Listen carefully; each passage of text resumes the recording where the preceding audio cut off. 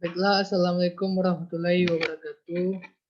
Perkenalkan, saya Jody Inzaghi, NIM 18053045, jurusan Pendidikan Ekonomi, konsentrasi akuntansi. Baiklah, di sini saya ingin menelaah RPP terkait tugas kuliah mata kuliah, telaah kurikulum dan buku teks. Baiklah, untuk RPP yang saya telaah yaitu RPP dari SMA 1 Negeri Kota Salak, Kabupaten Dharmasraya, kelas 12 Ekonomi semester 1. Untuk aspek yang ditelaah, inilah hasil aspek yang saya telaah. Untuk tujuan pertamanya, yaitu setelah mengikuti pembelajaran melalui pendekatan saintifik dengan menggunakan model pembelajaran problem based learning, peserta didik dapat mendeskripsikan akuntansi sebagai sistem informasi dan peserta didik dapat menyajikan akuntansi sebagai sistem informasi dengan penuh tanggung jawab, bekerja keras, toleransi, dan bekerja sama. Langkah-langkah pembelajaran.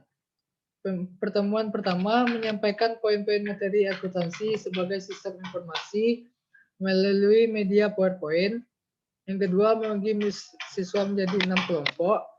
Yang ketiga, kelompok 1 dan 2 ditugaskan untuk melakukan kajian tentang pengertian akuntansi melalui buku-buku yang tersedia termasuk ke perpustakaan.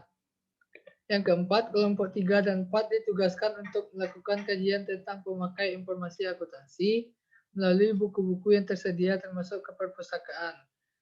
Yang kelima, kelompok 5 dan 6 ditugaskan untuk melakukan kajian tentang karakteristik kualitas informasi akuntansi melalui buku-buku yang tersedia termasuk ke perpustakaan. Yang keenam, yaitu setiap kelompok harus membuat laporan sesuai dengan masalah yang dikaji. Hasil kajian itu sebaiknya digunakan dengan gambar-gambar yang relevan.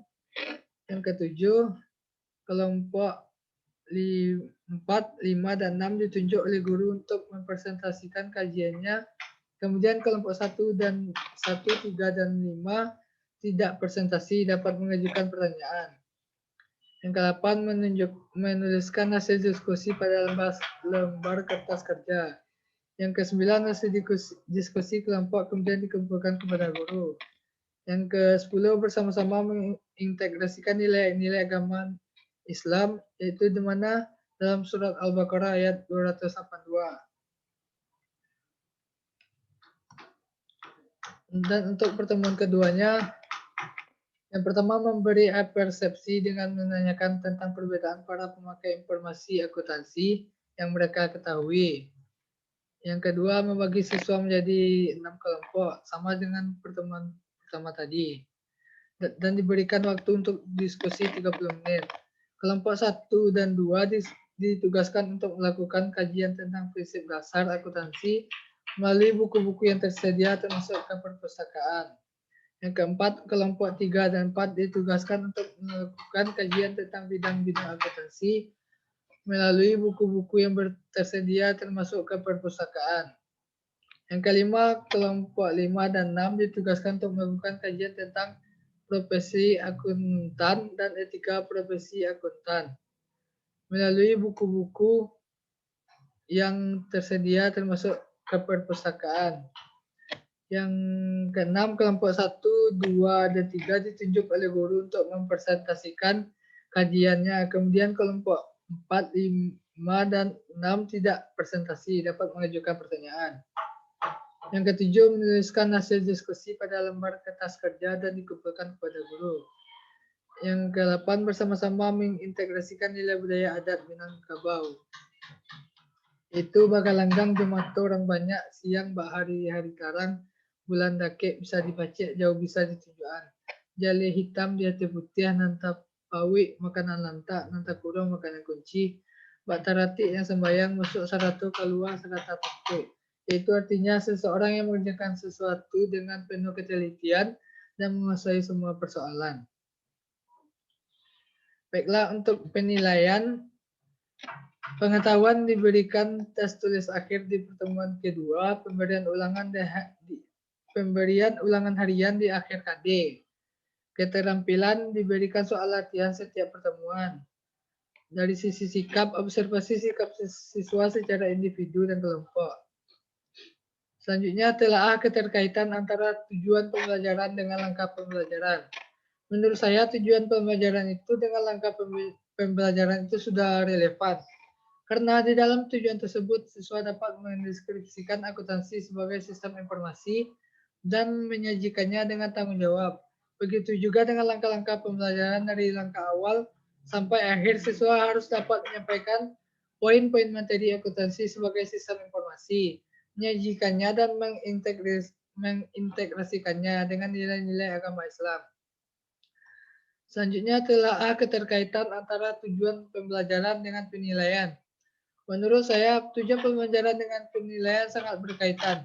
Karena di dalam tujuan pembelajaran, kegiatan pembelajaran menggunakan problem based learning, yang mana program ini siswa dituntut untuk berpikir kritis, keterampilan memecahkan masalah, dan memperoleh pengetahuan. Begitu juga di penilaian. Dari poin pengetahuan, keterampilan, dan sikap siswa diberikan tes tulis akhir pertemuan kedua dan ulangan harian di akhir KD. Siswa diberikan soal akhir setiap pertemuan. Oleh sebab itu, maka tujuan pembelajaran akan tercapai apabila dilakukan penilaian seperti ini. Selanjutnya yang terakhir itu telaah keterkaitan antara langkah-langkah pembelajaran dengan penilaian. Menurut saya langkah-langkah pembelajaran dengan penilaian sudah relevan.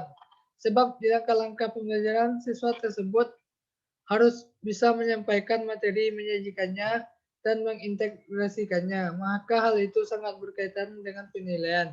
Jika penilaian dilakukan seperti ini, langkah-langkah pembelajaran akan tercapai dengan baiknya, sehingga terwujudlah suatu proses pembelajaran yang terbaik. Baiklah, mungkin inilah hasil telaah LPP yang saya peroleh dari sekolah dan saya telaah sendiri. Mungkin inilah yang dapat saya sampaikan. Kalau ada salah dan janggalnya, saya mohon maafkan. Assalamualaikum warahmatullahi wabarakatuh.